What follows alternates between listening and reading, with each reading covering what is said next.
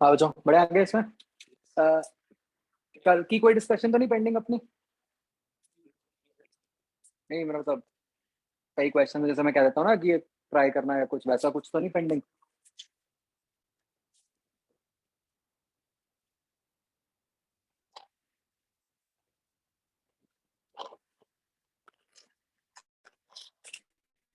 ये मतलब अपना कहाँ तक कर लिया था आपने बच्चों? ई तक?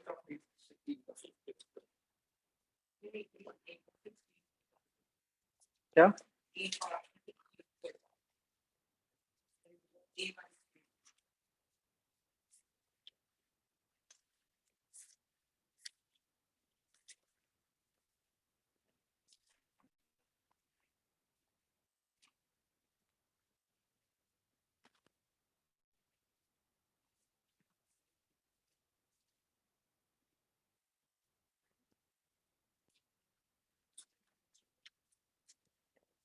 फिफ्टींथ?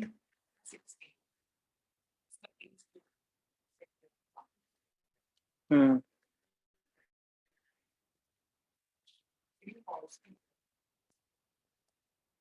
मतलब अब तो नॉन यूनिफॉर्मली डिस्ट्रीब्यूटेड है ना?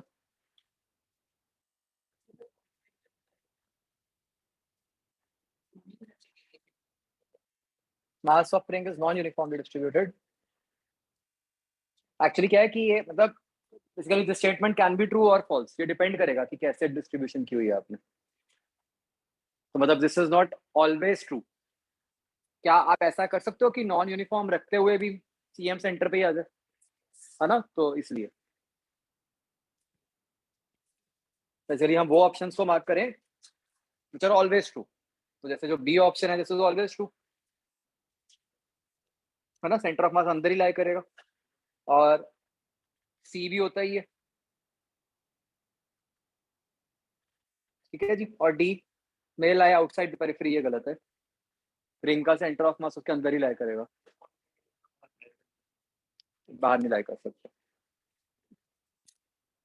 मतलब सी एक बात समझो, हम ये कहते हैं कि जैसे रिंग है तो मतलब रिंग के अंदर लाई करता है, कि मतलब जो मास है उसके अंदर लाई कर रहा है। इट इज नॉट पॉसिबल कि किसी भी बॉडी के लिए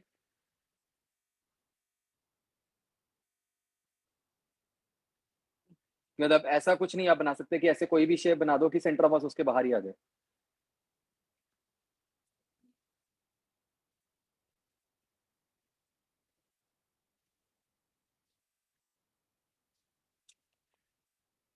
हाँ, इसमें बचो आगे।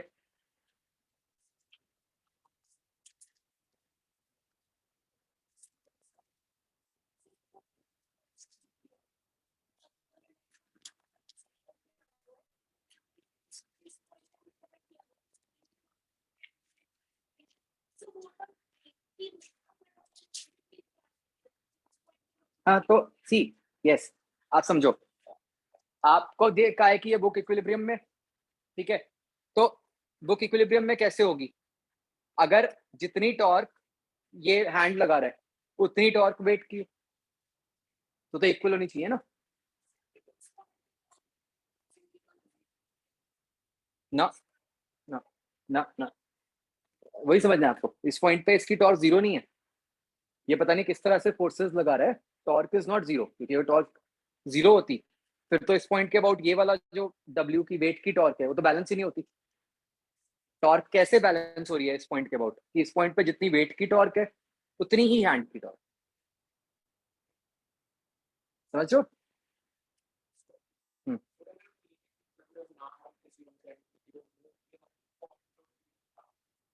हम्म।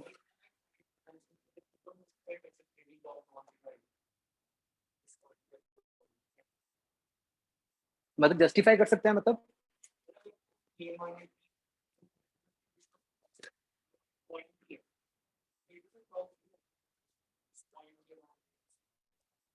वही है ना, वो एग्जैक्ट पॉइंट नहीं होगा, थोड़ा सा रीजन होता है जहां से आप पकड़ते हो। हाँ हाँ, अगर एक सिंगल पॉइंट होगा फिर नहीं कर सकते थे, और वो रियलिटी में कभी होता भी नहीं, कुछ ना कुछ तो रीजन ही होता है हमेशा।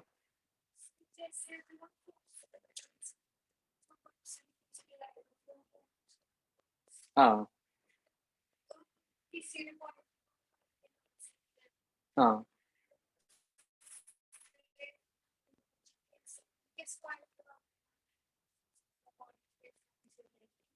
आप कोई भी पॉइंट ले लो, मतलब कैसे, अगर आप उस तरह भी ले लो, ठीक है, तो हमें ये पता है कि जो मैन की नेट फोर्स है वो कितनी है, एम जी अपवर्ड्स या डब्ल्यू अपवर्ड्स।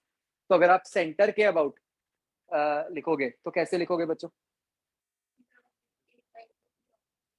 तो सेंटर के अबाउट भी आपको टॉर्क जीरो करनी है, तो फिर आप यही कहोगे, आप ये कह रहे हो कि मैन बेसिकली इस पॉइंट पे कर क्या रहा है, मैन इस पॉइंट पे एक फोर्स भी लगा रहा है और एक टॉर्क भी लगा रहा है, एक कपल भी लगा रहा है, दो चीजें कर रहा है मैन। आप ये नहीं कह सकते, जो मैं आपका कंफ्यूजन समझ रहा हूँ, आप ये नहीं कह सकते कि जो उसने फोर्स ऊपर को लगाई है, डब्ल्यू, वही फोर्स ने वो टॉर्क प्रोवाइड करनी है। वो अलग से एक टॉर्क भी प्रोवाइड कर रहा है जिसकी नेट फोर्स तो जीरो है, बट वो कपल है जो कि इसको बैलेंस कर रही है। आई बात समझ बचो? हम्म, वो एम जी बाय न्यू, नहीं नेट फोर्स तो एम जी होगी ना, अगर बुक को रेस्ट पे रखना है तो।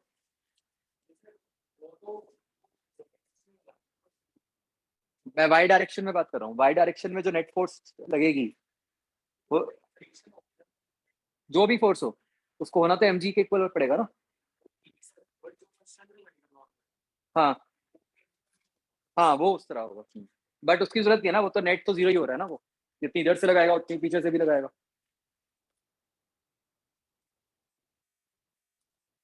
आगे बचो, पार्ट एफ पे आ जाओ।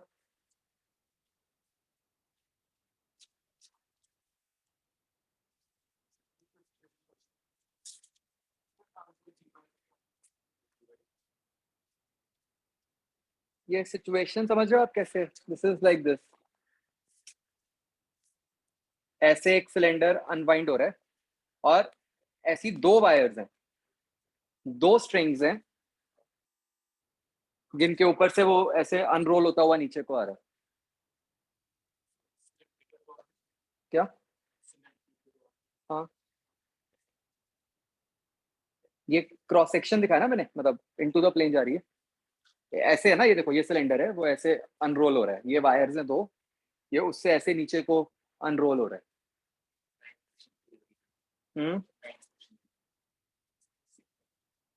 क्या नाइन्थ क्या? एफ के नाइन्थ में? हाँ, बिल्कुल यही चीज है।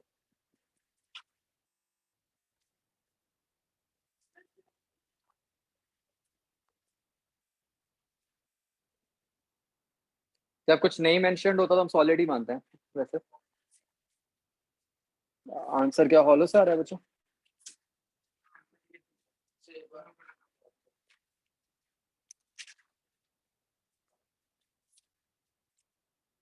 Rod is horizontal, acceleration of centre of mass of rod is. तो देखो बच्चों क्या होता है, इसका जो बिल्कुल बेसिक मेथड है वो तो ये है कि आप मान लो T1 T2 लग रहा है, ये सिलेंडर का एम जी हो गया, तो आप लिखोगे M G minus T1 minus T2 is equal to M A C M. अब सेंटर के अबाउट लिख दो इक्वेशन, सेंटर के अबाउट एम जी की टॉर्क तो जीरो हो गई, T1 की कितनी हो गई, T1 इंटू आर, T2 की कितनी हो गई, T2 इंटू आर। किधर को है ये torques?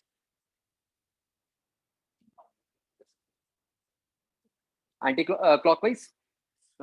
This is equal to, अगर सॉलिड सिलेंडर है तो M R square by two alpha. ठीक है जी। तो यहाँ से आपके पास वैल्यू आ गई T1 प्लस T2 की, which is M R alpha by 2। अब आप एक कंडीशन डालोगे जो हमने पहले किया हुआ है क्वेश्चन की, ये वाला जो पॉइंट है इसकी एक्सेलरेशन 0 है, तो इससे क्या आ जाएगा, ए इक्वल टू अल्फा आर। तो ये आर अल्फा को ए सी एम ही पुट कर दोगे, तो ये T1 प्लस T2 की वैल्यू सीधा पुट हो जाएगी।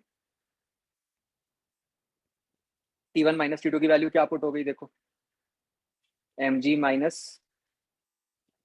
M A by 2 is equal to M A आ गया। तो ए क्या आ गया आपका, 2G/3 आ गया ना। क्या गलत आंसर क्या, ये यही है, तो फिर सॉलिड से दिया हुआ है हाँ?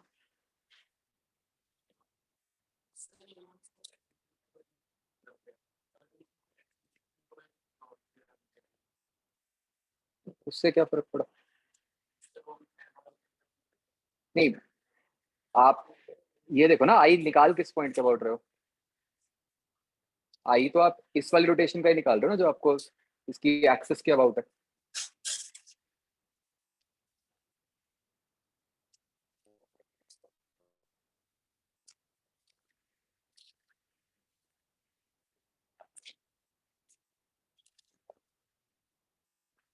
ठीक है, अंटू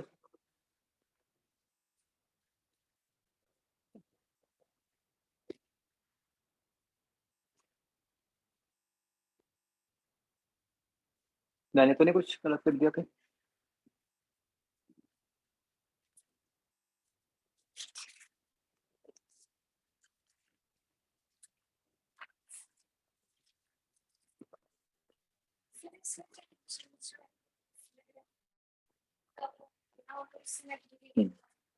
यस,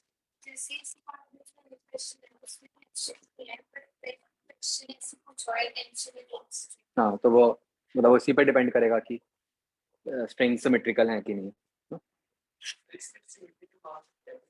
यहाँ तो फर्क ही नहीं पड़ रहा ना, यहाँ तो आप एक मान लो चाहे, तो भी सेम आंसर ही आएगा, क्योंकि आपका तो पूरा ही पुट हो रहा है ना, T1 प्लस T2 ही पुट हो रहा है, नेट फोर्स से ही डिपेंड कर रहा है सारा कुछ।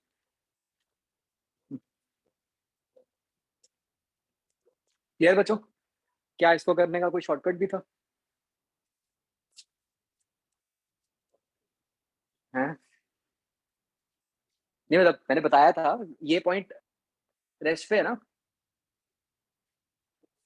ये कंडीशन तो हम वैसे भी डाल ही रहे हैं कि ये रेस्ट पे है, तब ये डाल ही रहे हो तो इसका दूसरी वाली यूज कर लो, इसी के about torque equal to I alpha लिख दो। आप ये कंडीशन डाल रहे हो ना कि दिस इज एट रेस्ट, तो हमें पता चल तो रहा है कि ये रेस्ट पे है, तो अगर ये रेस्ट पे ही है तो इसके about torque equal to I alpha भी लिख सकते थे।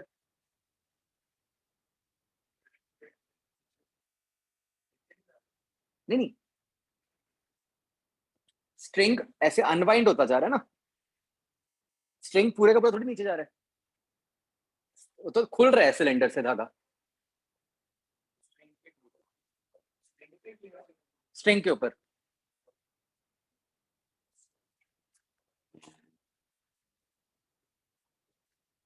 ए इक्वल टू आर अल्फा कैसे आया, यही मान के तो आया ना कि वो पॉइंट रेस्ट पे है, अगर वो पॉइंट रेस्ट पे है तो इसके मतलब इसके अबाउट आप torque equal to I alpha भी लिख सकते हो, तो वो क्या बन गया सीधा,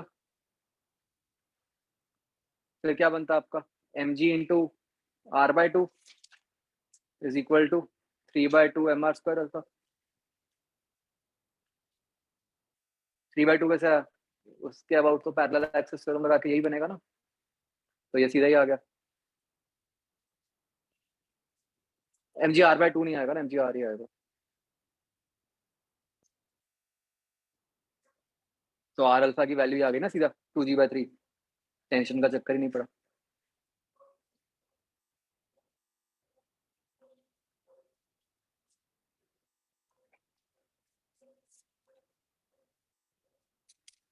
आया समझ बच्चे?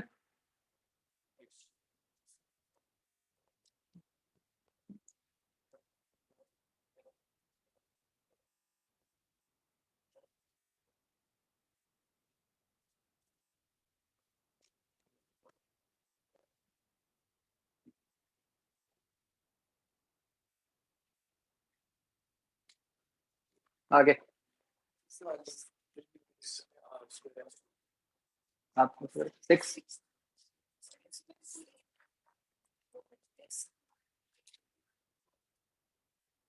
अच्छा ये मेंशन होना चाहिए 6th क्वेश्चन में कि पुली इज अ डिस्क.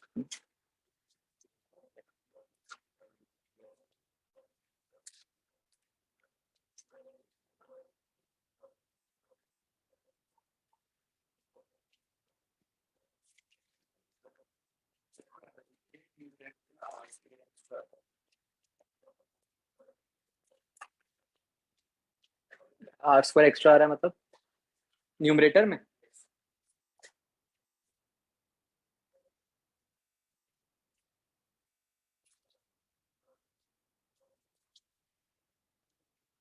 वो तो फिर लीनियर वेलोसिटी आ जाएगी, आपको एंगुलर निकालनी है.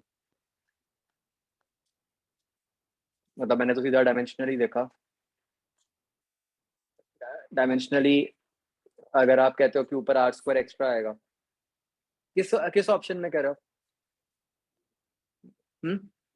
बी ऑप्शन में. तो अगर हम ऊपर आर स्क्वायर एक्स्ट्रा लगा देंगे तो फिर तो लीनियर वेलोसिटी बन जाएगी ना, वो √2gh तो लीनियर होती है.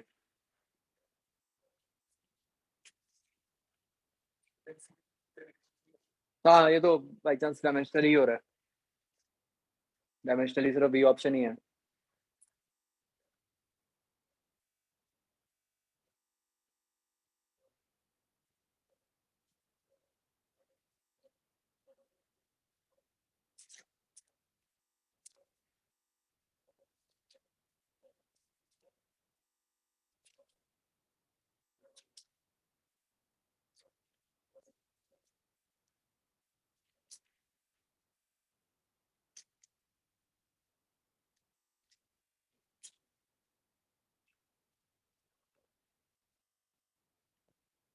ये 12th की वजह आपको सिचुएशन क्लियर हो गई है. 8th क्वेश्चन वाली सिचुएशन है.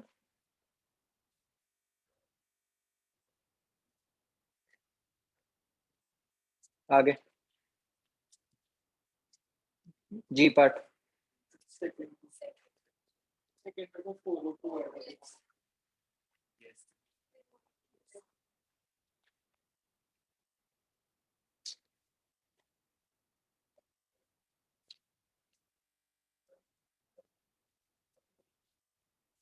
किस ऑप्शन में?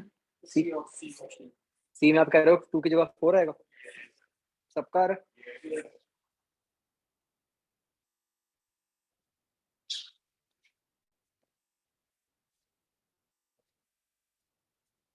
क्या किया क्या? ये जो टाइम है, ये टाइम पे बट कहाँ पे आती है बॉडी? हाईएस्ट पे ही आ रही है. तो फिर तो क्या करना है? Basically you cos theta into H. यही किया.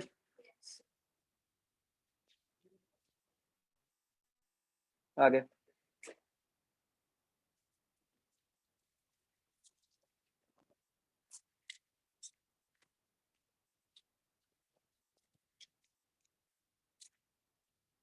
डन. जी पार्ट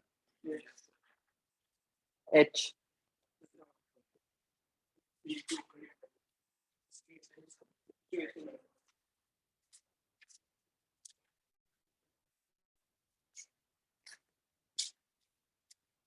मतलब अच्छा ये डिस्क है ऐसे, टॉप मोस्ट पॉइंट पे हिंज्ड है. आपने इस डिस्क को ऐसे मतलब रोटेट कर दिया 60 डिग्री पे और छोड़ दिया कि भाई अब जब वापस आ जाएगी तो उसकी एंगुलर वेलोसिटी निकालनी है. तो क्या करोगे आप? कंसेप्ट क्या लगेगा? Energy conservation. पोटेंशियल एनर्जी कितनी है? वो mg r × 1 - cos थीटा. हाँ. और काइनेटिक एनर्जी कैसे लिखोगे? हिंज पॉइंट है सीधा half I hinge omega square.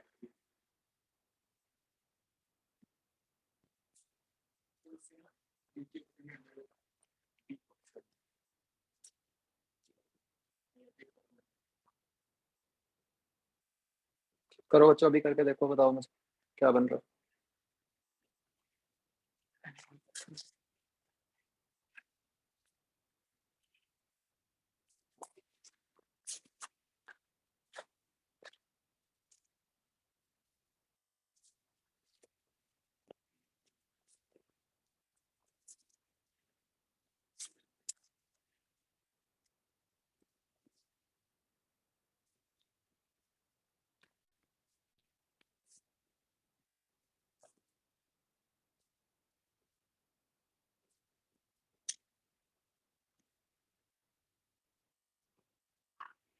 नहीं आ रहा।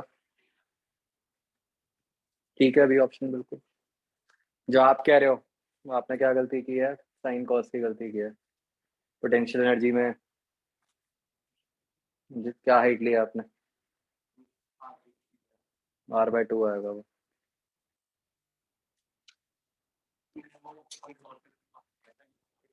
क्या हॉरिजॉन्टल पे कैसे रुकेगा, वो वर्टिकल पे ही होगा ना। अगर वो फ्री टू रोटेट है तो इनिशियली कहाँ होगा, वर्टिकल पे ही होगा। हाँ मतलब वर्टिकल से मानोगे आप। आगे बचो।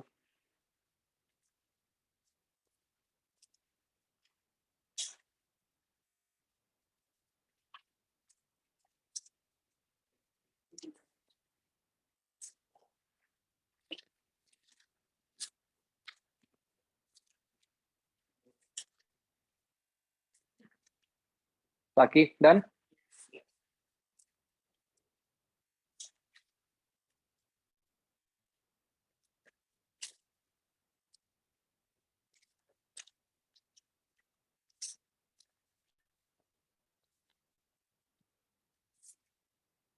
ओके तो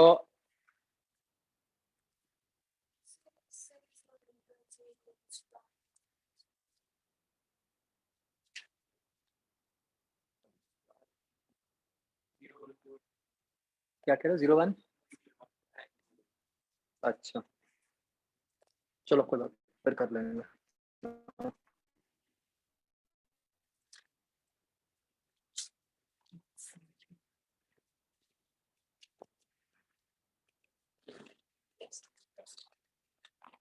तो बच्चों आपको वो रोलिंग वाला कंसेप्ट क्लियर हो गया।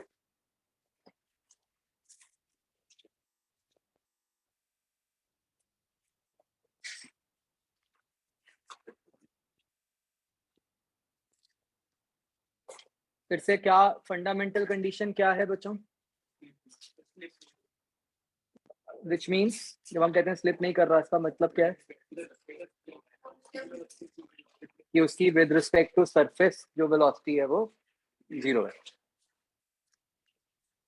या ऐसे कह लो उसकी और सरफेस के बीच में कोई रिलेटिव मोशन नहीं है।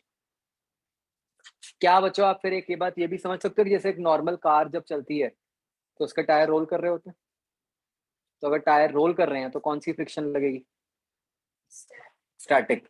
क्यों, क्योंकि स्लिपिंग तो हो ही नहीं रही, टेंडेंसी है बट स्लिपिंग तो नहीं हो रही, तो इसलिए वहां स्टैटिक फ्रिक्शन लगती है।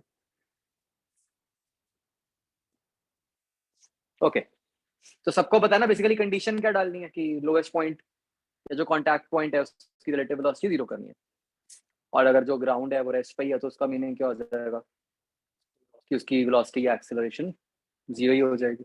Agreed everyone. ओके तो बच्चों इसी का हम एक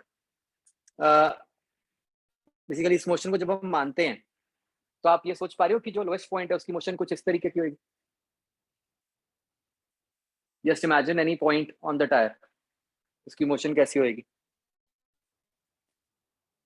जब टायर गोल गोल घूमता हुआ जा रहा है आगे, तो उसकी मोशन इस तरीके की होगी। ये सोच पा रहे हो या कुछ इसकी वीडियो दिखाऊं, दिखाऊं। हम्म चलो दिखाता हूँ आपको, इसकी वीडियो दिखाता हूँ। वो उस पॉइंट पे बिल्कुल ऊपर ही उठता है, जो थोड़ा आपको लग रहा है कि कैसे है, मैं दिखाता हूँ, इसकी बड़ी अच्छी वीडियो है।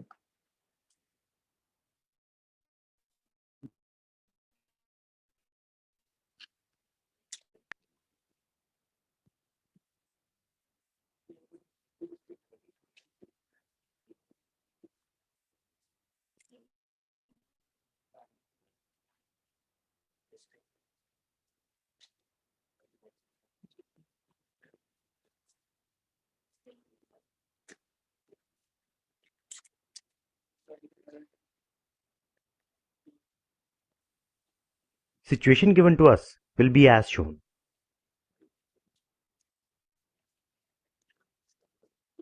Till now, we have discussed that a changing magnetic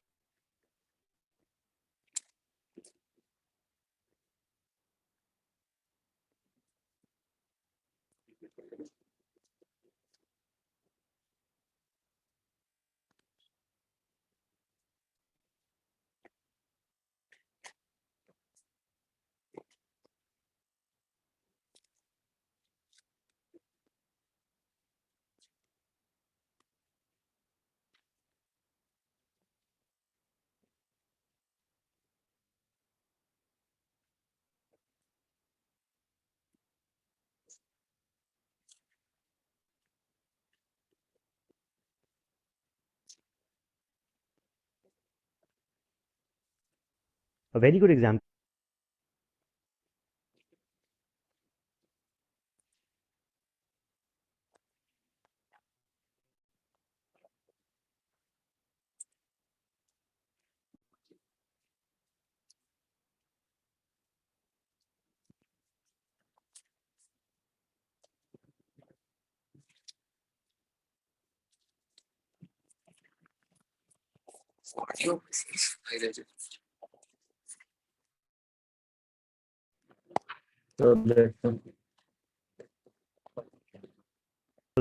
of a combination of a translational and rotational motion चल कोई देख is low a rolling ring. Audio मैं दे दूंगा If you look at the path traced by a point on the circumference of a ring, then its motion seems to be quite ऐसे ही complicated. However, the तो center of mass of the ring देखो बच्चों can be बात seen. समझो जो तो centre था जब एक टायर रोल करता है जो सेंटर है वो तो हॉरिजॉन्टली जा रहा है आगे उसकी वेलोसिटी सिर्फ आगे को है बट डिड यू ऑब्जर्व कि अगर हम कोई भी और पॉइंट लें तो उसकी वेलोसिटी कैसी बन रही है क्या To be moving in a straight line.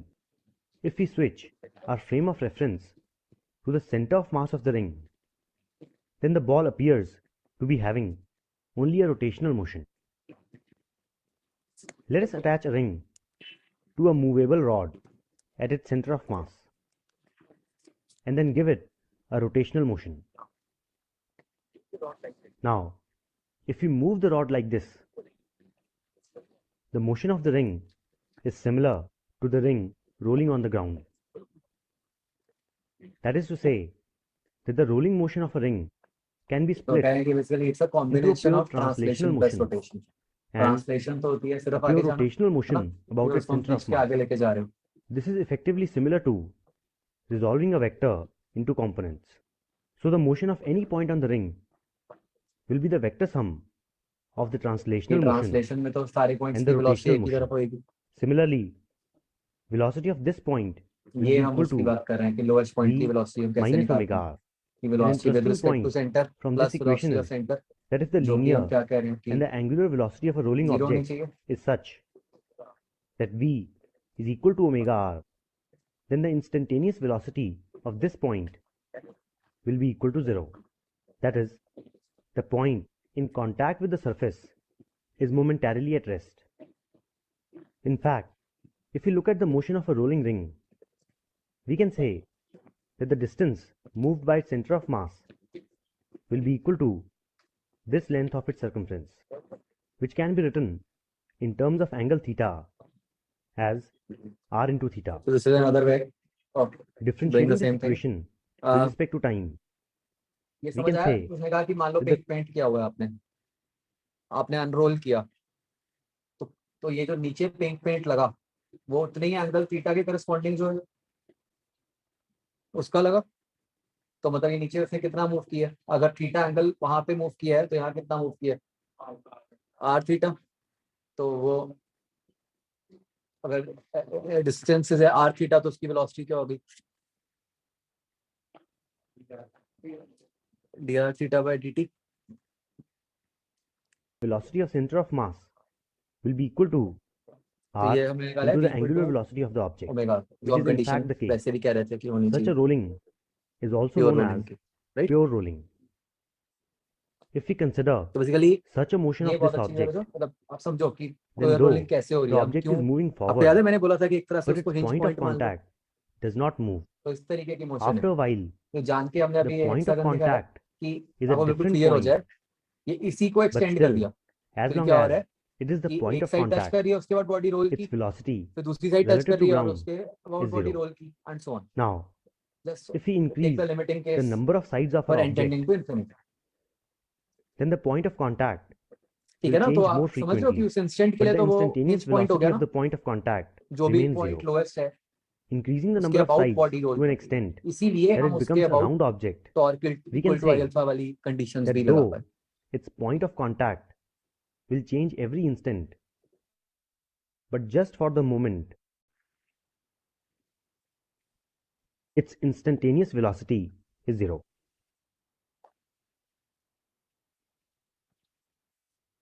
आ गया समझिए बच्चों? ठीक है, तो क्या ये लग रहा है कि ये फिगर होगा? तो ये जो फिगर होता है बच्चों, इसको साइक्लॉइड कहते हैं, और इस केस में जो इसका एक साइकिल है, तो जो डिस्टेंस ट्रैवल्ड होता है वो 8r होता है। ठीक है, मतलब मैंने जान के लिखा है डिस्टेंस, ताकि आप ये कंफ्यूज मत करो कि वो सेमी सर्कल या कुछ ऐसा है। ये कुछ बिल्कुल ही अलग टाइप का कर्व है।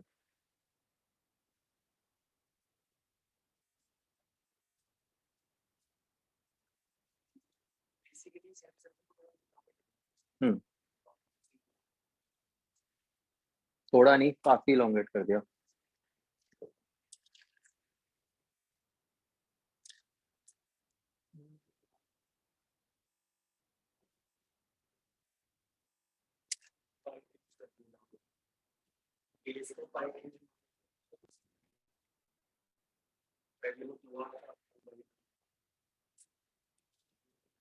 हम्म,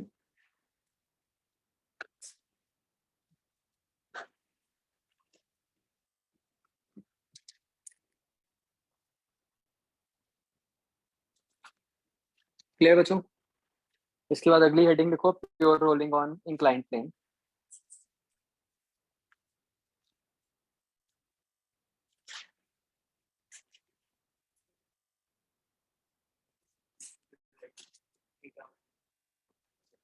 मतलब वो मैथमेटिकली बहुत कॉम्प्लेक्स हो जाता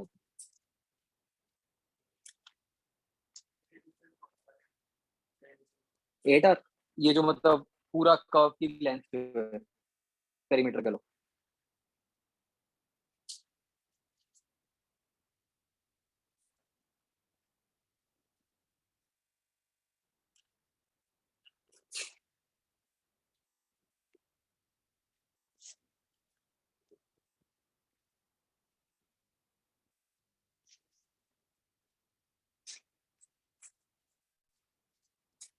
तो नेक्स्ट बच्चों हम बात करेंगे pure rolling on inclined plane. ठीक है, तो जैसे मान लो ये सिचुएशन है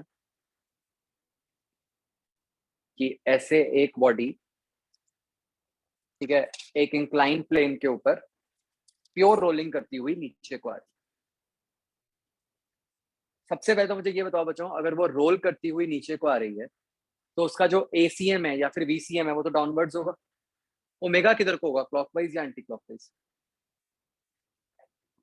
अगर वो रोल करती हुई आ रही है तो ओमेगा एंटी क्लॉकवाइज होगा। तो आपको उसका मास दे दिया, R दे दिया, IC दे दिया, ठीक है, आपको वो वैल्यूज निकालनी है।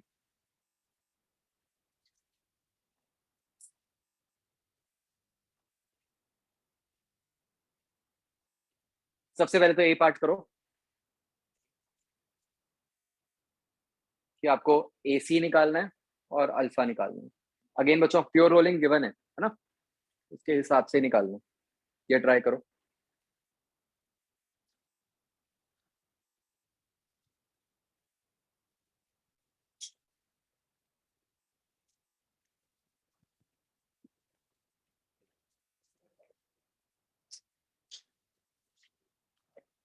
बी पार्ट में फ्रिक्शन,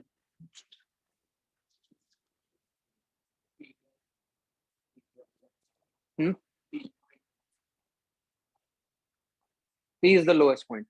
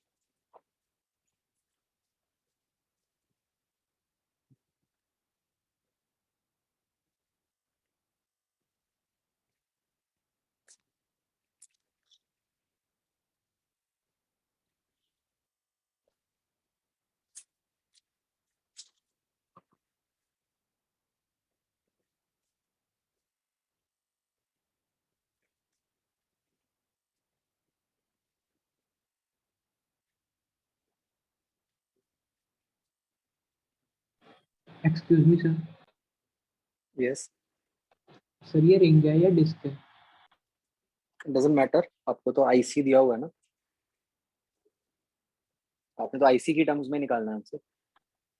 ओके सर.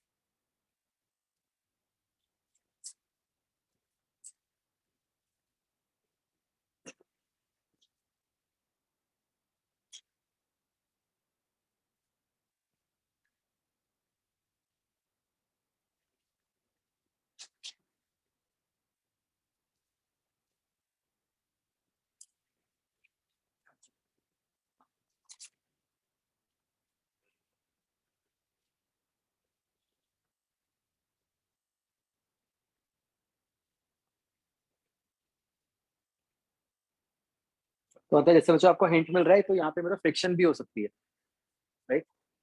मतलब आपके एफपीडी में फ्रिक्शन फोर्स भी आनी चाहिए.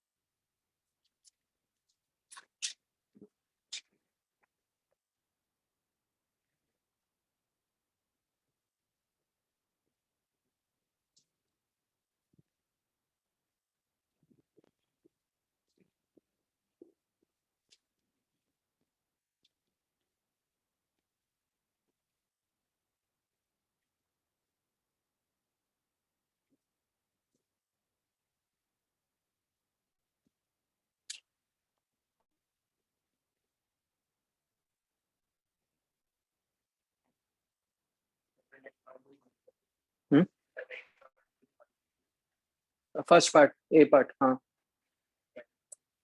हो गया बच्चों ए पार्ट। Yes sir. देखो बच्चों चेक करो, सबसे पहले तो डी ऐसा होना चाहिए, एम जी साइन था, M G cos theta, normal, friction, एसी नीचे को और अल्फा एंटी क्लॉकवाइज। अब वो जब आप इक्वेशंस लगाओगे तो there are two ways to do this question. एक तो ये सेफ मेथड, सेंटर के अबाउट आप लिखो M G sine theta minus F is equal to M में, ठीक है, और आप सेंटर के अबाउट टॉर्क की इक्वेशन लिख दो। सेंटर के अबाउट टॉर्क की इक्वेशन क्या होगी, F R is equal to I C alpha, and क्योंकि प्योर रोलिंग है तो ए सी इक्वल टू, ये तीन कंडीशंस आपकी डलेंगी, इनको पुट करोगे जो आएगा वो वैल्यू आएगी M R upon I plus M R square, ठीक है। और ए सी में क्या हो जाएगा, बस वो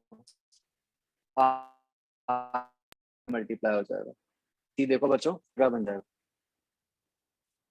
M G sine theta upon M plus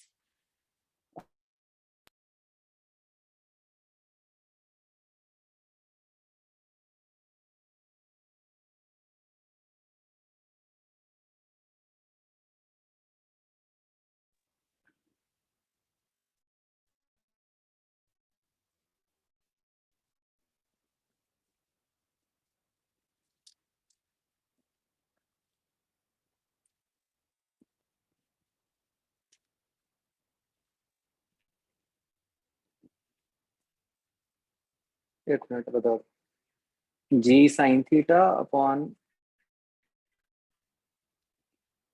ऐसे one plus I C by M R square, ये बन जाएगा।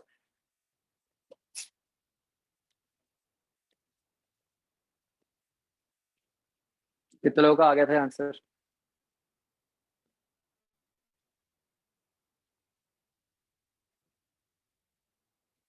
आपको ख्याल है जो पुली वाला क्वेश्चन था एक, उसमें भी क्या था, सब कुछ सेम बना था, बस एंड में डिनोमिनेटर में एक आई बाय एम आर स्क्वायर की टर्म ऐड हो गई थी। बिल्कुल ऐसे ही यहाँ पे मान लो कोई रोलिंग वोलिंग कुछ ना होता तो आपका आंसर क्या आना चाहिए था, जी साइन थीटा। अब क्या रहा है, G sine theta over one plus I C by M R square. तो जो एक बात इंटरेस्टिंग है कि हमारे आंसर में कहीं फ्रिक्शन फोर्स का कोई रोल नहीं है ना। फ्रिक्शन है, हमने इक्वेशंस में लिखी है, बट फाइनल आंसर में मतलब फ्रिक्शन डिपेंडेंट कुछ नहीं आ रहा। क्या ये बात समझ आ रही है? ओके, अब इसी को यूज करके बच्चों जो बी पार्ट था वो क्या था, फ्रिक्शन की वैल्यू निकालनी थी, बताओ क्या आ गई।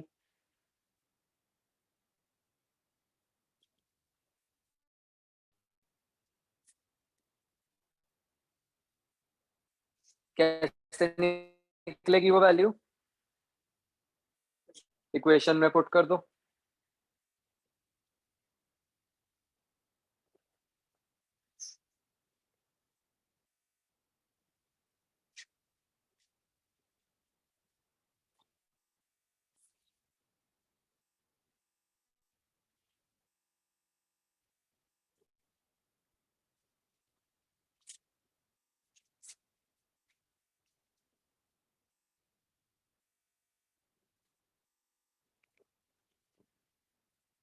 निकाल ली बच्चों वैल्यू, तो फ्रिक्शन की ये वैल्यू बन जाएगी,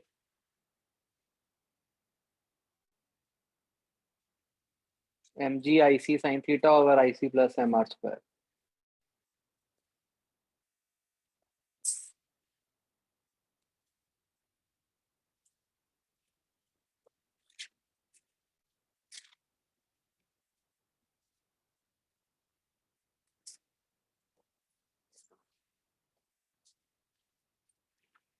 करेक्ट बच्चों? ओके, सी पार्ट क्या था, म्यू कैसे निकलेगा,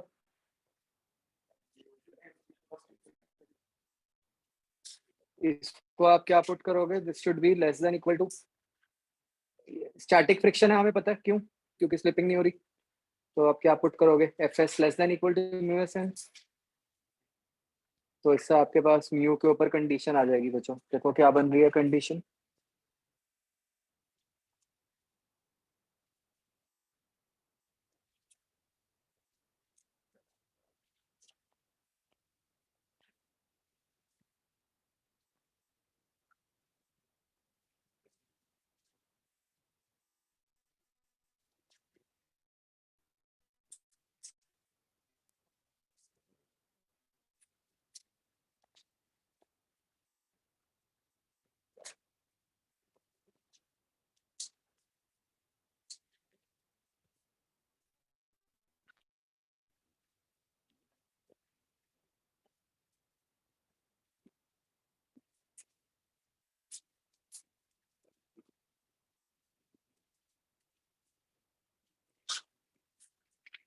मैं बच्चों जान के ना सारा कुछ आईसी के टर्म्स में करवा रहा हूँ, ताकि कोई भी बॉडी होगी आप उसका सेम मेथड तो सेम ही रहेगा ना सॉल्व करने का।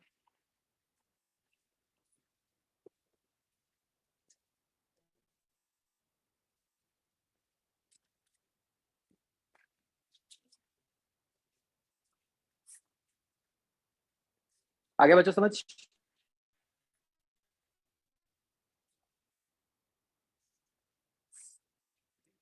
बढ़े आगे।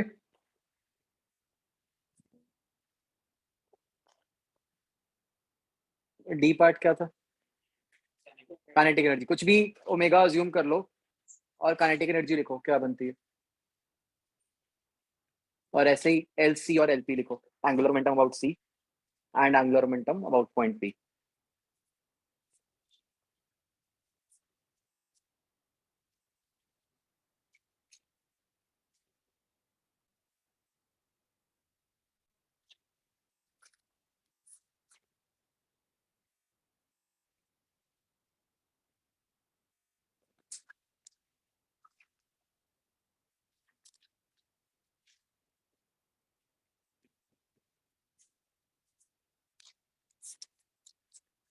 ये बच्चों आपको दोनों तरीके से समझ आ रहा है, मतलब जो हमने ये ए निकाला है या अल्फा निकाला है, आप सीएम के अबाउट भी लिख सकते थे और आप लोएस्ट पॉइंट के अबाउट भी टॉर्क की इक्वेशन लगा सकते थे। क्यों, नो स्लिपिंग है तो लोएस्ट पॉइंट भी तो टेस्ट पे ही है।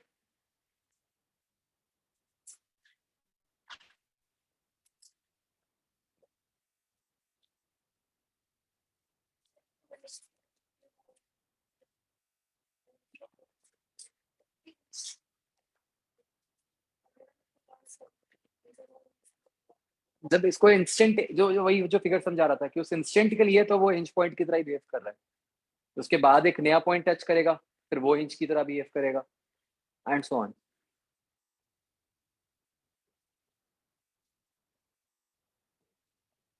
काइनेटिक एनर्जी लिख ली बच्चों, सबने लिख ली? तो सब मुझे देख के बताना बिल्कुल सही सही कि सही है कि गलत है ये आपकी। ये बनना चाहिए half I C plus M R square omega square. कैसे लिखा ये, अगेन हिंज पॉइंट का फायदा उठाओ, I half I P omega square. I P क्या होगा पैरेलल एक्सिस थ्योरम से, I C plus M R square into omega square. ऐसे ही एल सी और एल पी लिखो,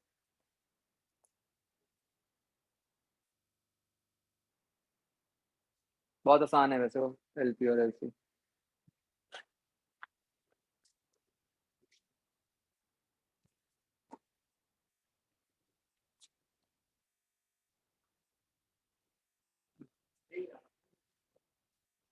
नहीं, इसको फट से निकाल सकते हो आप, कुछ भी ऐसा नहीं है।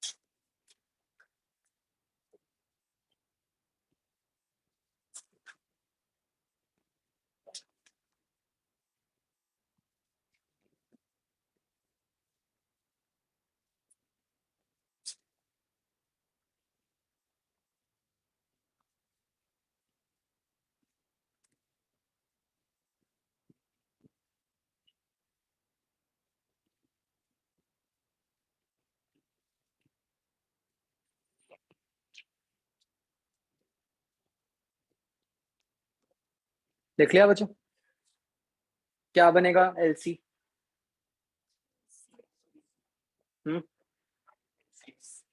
IC ओमेगा, और LP क्या बनेगा? IC, वो सिंपली IP ओमेगा बनेगा, which is what?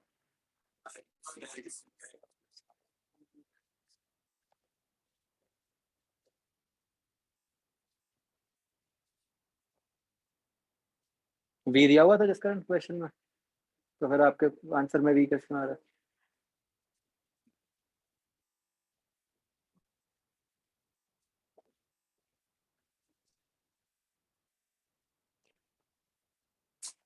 ये मैंने सीधा कैसे लिख दिया? LP equal to IP omega, इंच पॉइंट।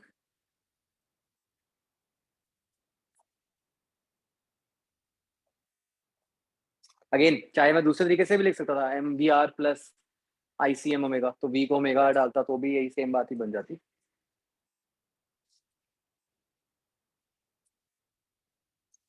आगे समझ सबको? एनी डाउट बच्चों? ओके, तो क्वेश्चन देखो,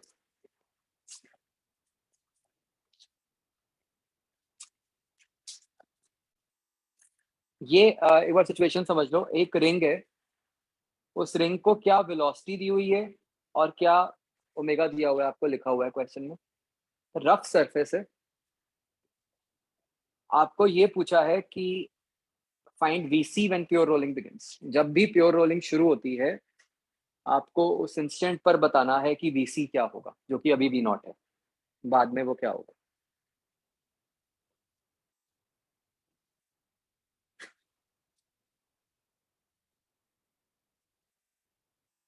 think and solve.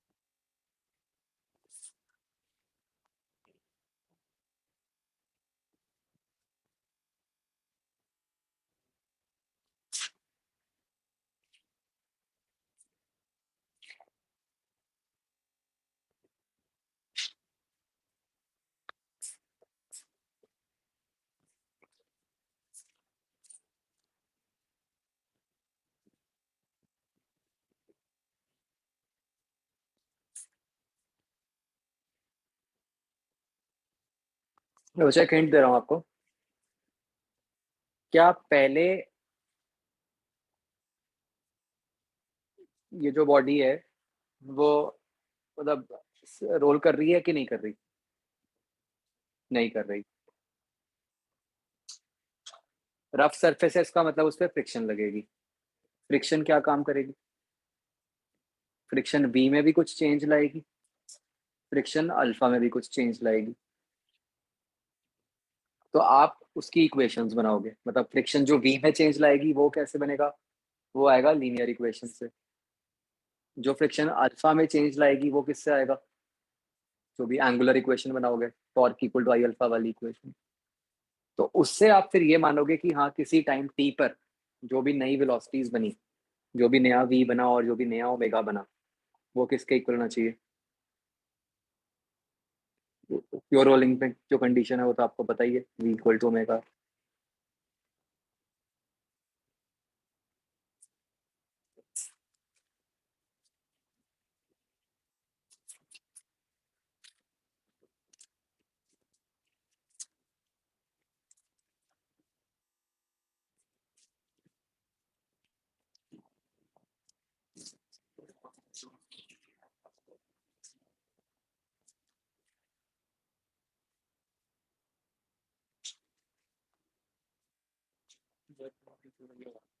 Work energy fusion लगाया गलत।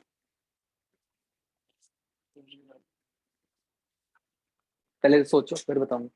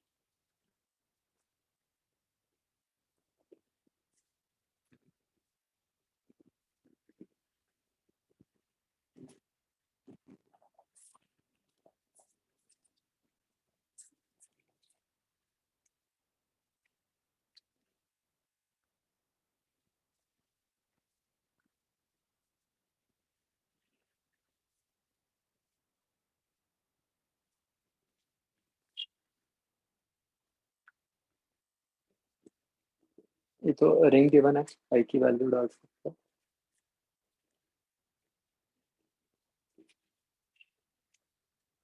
तो जीरो ही आ गया आपको।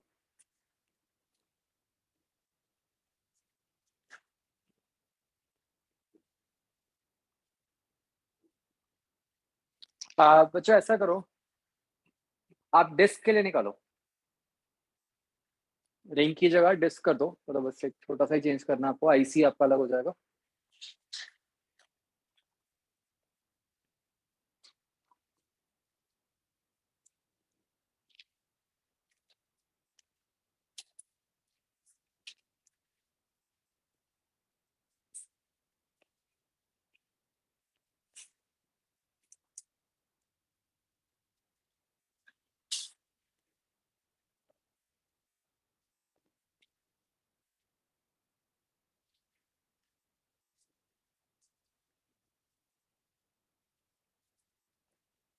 फिर क्या होगा?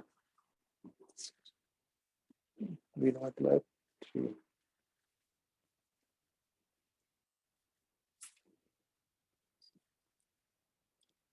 आप बच्चों टू वी नॉट मत करना, मतलब आपने वी नॉट के लिए ही सॉल्व करना है, बस आपने डिस्क मान के करना है।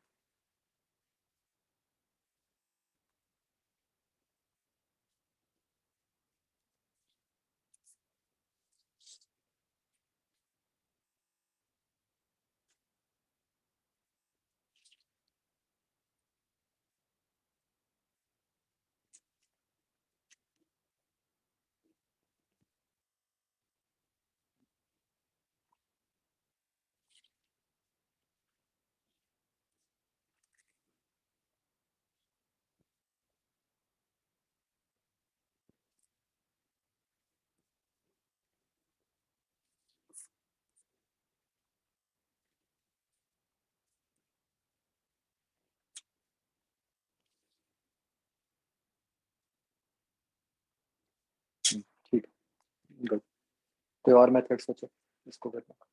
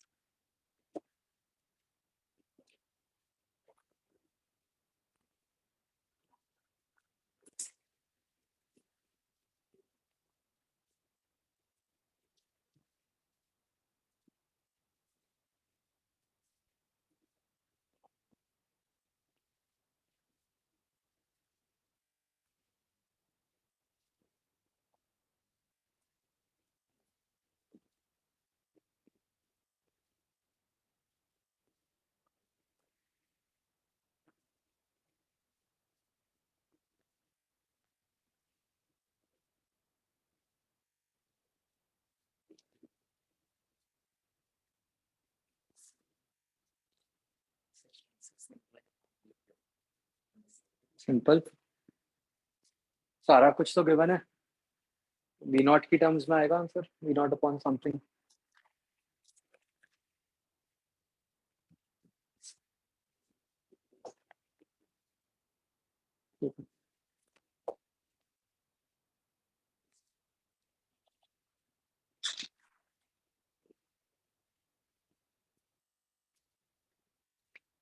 You cannot conserve energy here, बच्चों।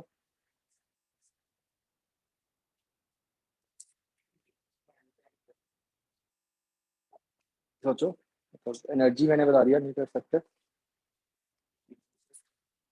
इस केस में जो पॉइंट की नीचे वाले पॉइंट्स की डिस्प्लेसमेंट होगी वो एक्स तो नहीं आएगी ना, कुछ और होगी वो तो।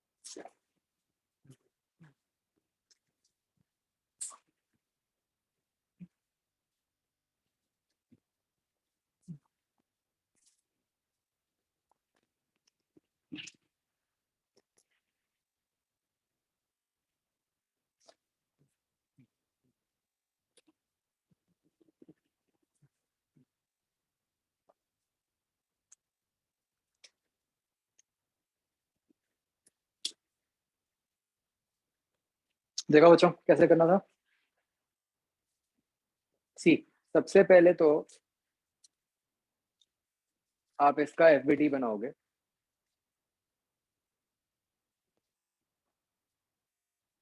एफबीटी में फ्रिक्शन पीछे को लग गई, ठीक है। ये फ्रिक्शन, अब हमें पता है कि स्लिपिंग हो रही है, तो ये फ्रिक्शन कौन सी होगी? अनेटिक फ्रिक्शन होगी, है ना। तो इसको आप एफ के भी लिख सकते थे। समझ रहे हो क्यों? तो स्लिपिंग ही हो रही है। तो अब आपकी लीनियर इक्वेशन क्या बनेगी? Minus F K is equal to M A C. आप तो इससे आपके पास ए सी निकल आया इन टर्म्स ऑफ एफ के। आपकी टॉर्क वाली इक्वेशन क्या बनेगी? सेंटर के अबाउट। क्या मैं लोएस्ट पॉइंट के अबाउट लगा सकता था? अभी तो स्लिपिंग हो रही है, लगा ही नहीं सकता। तो सेंटर के अबाउट तो लगा ही सकता हूँ। क्या बनेगी? F K into R is equal to, इसको जो हमने समझा था कि हम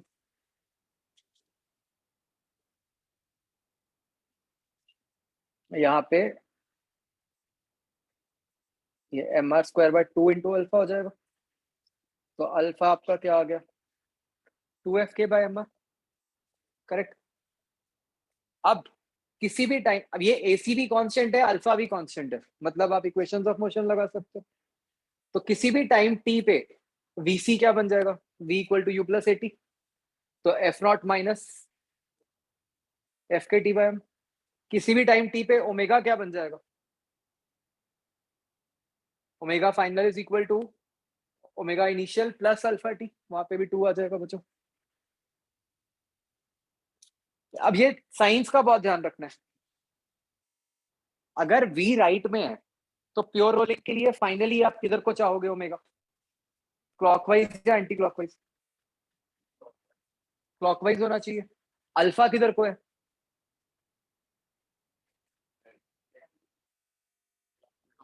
क्लॉकवाइज ही है।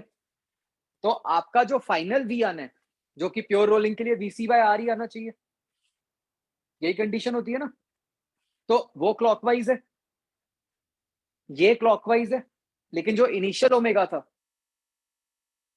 वो एंटी क्लॉकवाइज है, इसलिए हम उसका साइन नेगेटिव पुट करेंगे।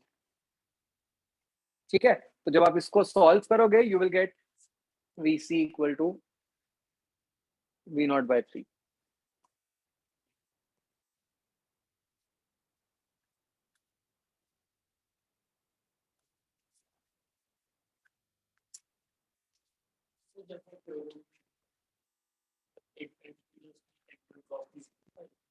इन बिटवीन होएगी।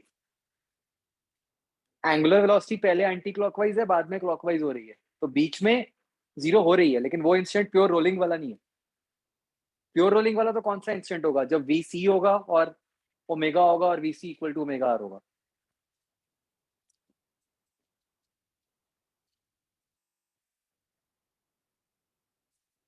तो चलो, बहुत ही अच्छा क्वेश्चन है। क्यों? क्या क्या यूज हुआ? NLM, friction, equations of motion, torque की इक्वेशन, रोलिंग की कंडीशन ना। 5 कंसेप्ट यूज हो गए इसमें।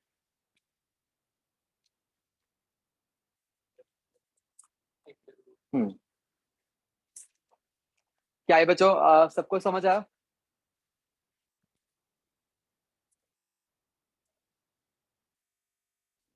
मतलब यहाँ पे फायदा क्या हो गया कि हमें पता था कि स्लिपिंग है तो फ्रिक्शन कांस्टेंट है।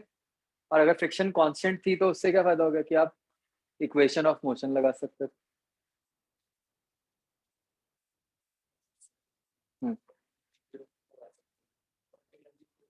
वर्क एनर्जी क्यों नहीं लगा सकते हम? बिकॉज हम वर्क डन बाय फ्रिक्शन नहीं निकाल सकते इस केस में।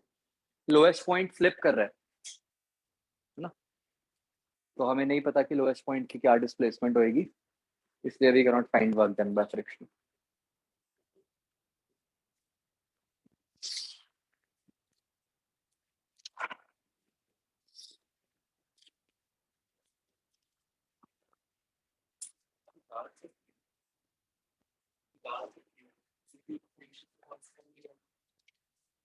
फ्रिक्शन तो कांस्टेंट है, प्रॉब्लम फ्रिक्शन की नहीं है, प्रॉब्लम उस लोएस्ट पॉइंट की वेलोसिटी की है।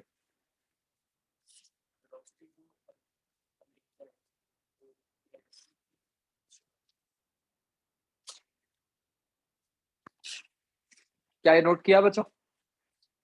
इसी क्वेश्चन को करने का एक दूसरा तरीका देखो बच्चों, ये नोट कर लिया? Excuse me sir. Hmm. Sir VC के बाद जो आपने ओमेगा फाइनल लिखा है सर वो समझा दो एक बार। अगर प्योर रोलिंग हो रही है तो ओमेगा क्या होना चाहिए? V/R होना चाहिए ना। Yes sir. तो ओमेगा के ऊपर भी मैंने इक्वेशन ऑफ मोशन लगा दी कि omega initial plus alpha T, और वो है क्या फाइनली VC/R। Okay sir. ठीक है बच्चों, इसी क्वेश्चन को करने का दूसरा तरीका क्या था? आप देखो कि मान लो मैं ये दो अलग अलग इंस्टेंट्स पे बना रहा हूँ बॉडी, ठीक है, नॉट नेसेसरी कि यहाँ प्योर रोलिंग शुरू हो गई, चाहे मान लो चाहे ना मानो, कोई फर्क नहीं पड़ रहा। अगर मैं लोएस्ट पॉइंट P ले लूं,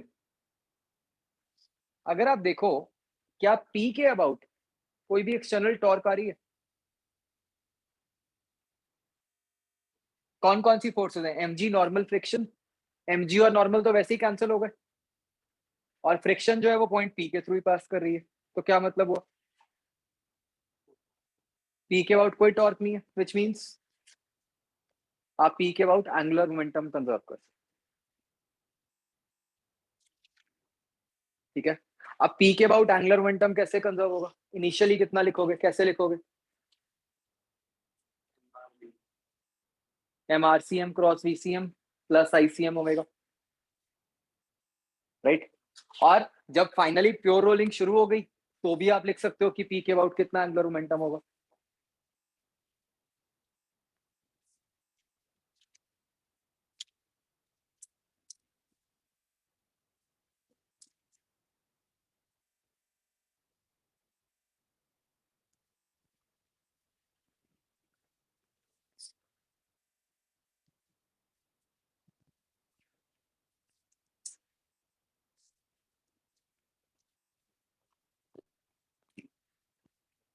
राइट, तो अगर आप वो कंडीशन लिखोगे तो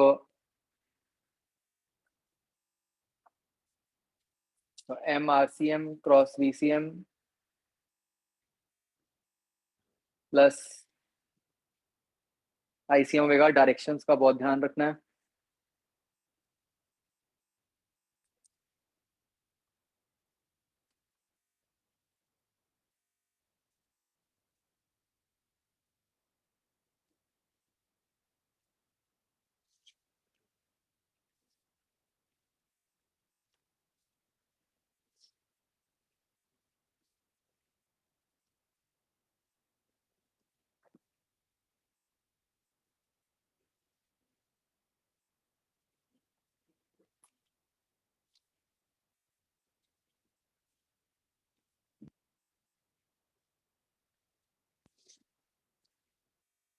ऑनलाइन वाले बच्चों, बाई चांस ये बंद हो गया आईपैड तो घबराना मत, मतलब अभी मैं और कुछ नहीं करवा रहा, ठीक है।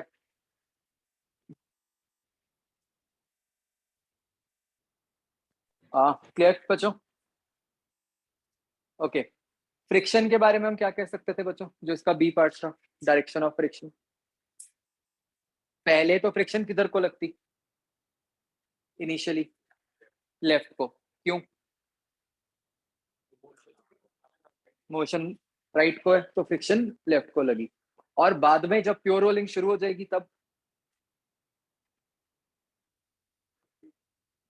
तब लगेगी ही नहीं, क्यों? तब तो लोएस्ट पॉइंट की वेलोसिटी जीरो ही होगी, रिलेटिव मोशन है ही नहीं। तो वंस प्योर रोलिंग स्टार्ट हो गई उसके बाद बच्चों फ्रिक्शन लगनी बंद हो जाएगी, ठीक है ना। फ्रिक्शन का काम क्या था? रिलेटिव मोशन रोकना। जब रिलेटिव मोशन रोकी गई तो फ्रिक्शन क्यों लगे?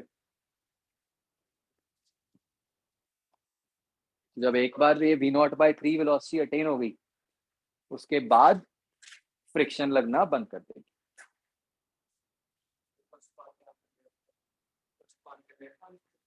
हाँ, तो फर्स्ट पार्ट का आंसर लेफ्ट, अच्छा एक बात और समझना, वो लेफ्ट आपने किसके बेसिस पे कहा? आप लोएस्ट पॉइंट की वेलोसिटी देखोगे किधर को है। फ्रिक्शन ने तो लोएस्ट पॉइंट पे लगना है ना, तो फ्रिक्शन को तो लोएस्ट पॉइंट की वेलोसिटी से मतलब है।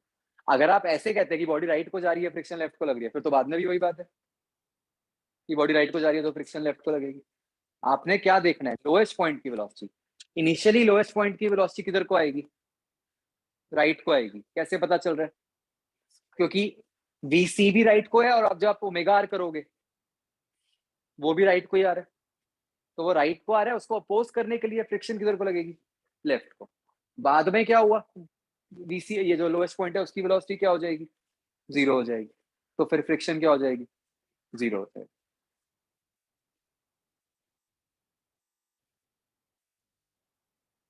तो मतलब उसके बाद क्या होगा? चाहे रफ सरफेस थी, स्टिल फ्रिक्शन लगना बंद कर देगी, और बॉडी बस यही v0/3 वेलोसिटी से रोल करती रहेगी इनफाइनाइटली।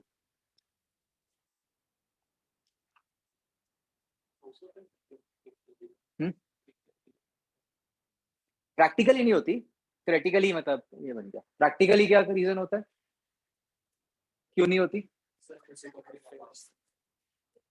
एक्चुअली मेन रीजन ये होता है कि प्रैक्टिकली ना, मतलब हम यहाँ तो ये मान लेते हैं कि सिर्फ एक पॉइंट पे बॉडी कांटेक्ट में है। प्रैक्टिकली कभी भी एक पॉइंट नहीं होता, एक सरफेस बन जाती है थोड़ी सी, तो नॉर्मल रिएक्शन थोड़ा सा इधर उधर शिफ्ट कर जाता है, वो पंगे पड़ जाते हैं कुछ, इसलिए नहीं हो पाता।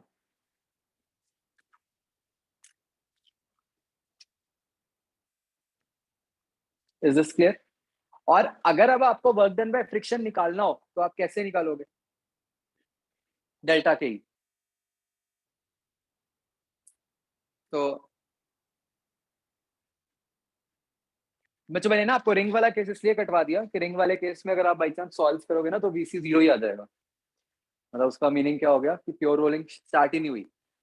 जब तक प्योर रोलिंग स्टार्ट होगी तब तक बॉडी रेस्ट पे ही आ जाएगी, तो इसलिए मैंने उसको डिस्क में शिफ्ट करवा दिया। ये डेल्टा के ही बच्चों निकाल लो क्या बनता है।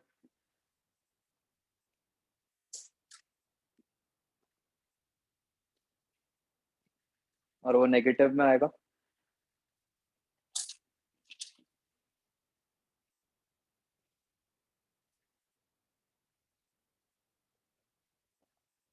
फाइनल के ही माइनस इनिशियल के ही।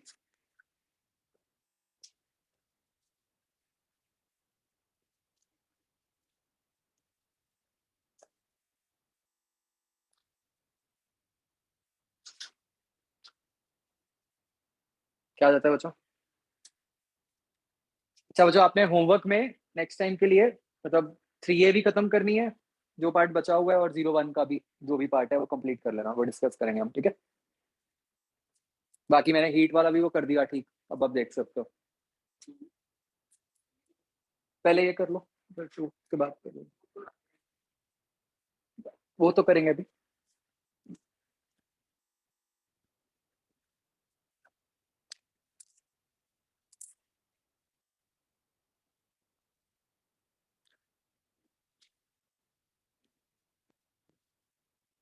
अपनी 3A तो हो रखी है ना डिस्कशन?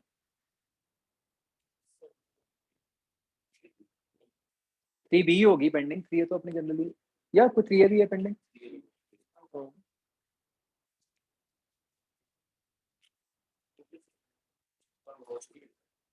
किसकी? वर्क की तो हो चुकी या नहीं? 3B नहीं हुई होगी ना? देखो क्या आया बच्चों, डेल्टा के -2 mv0²/3।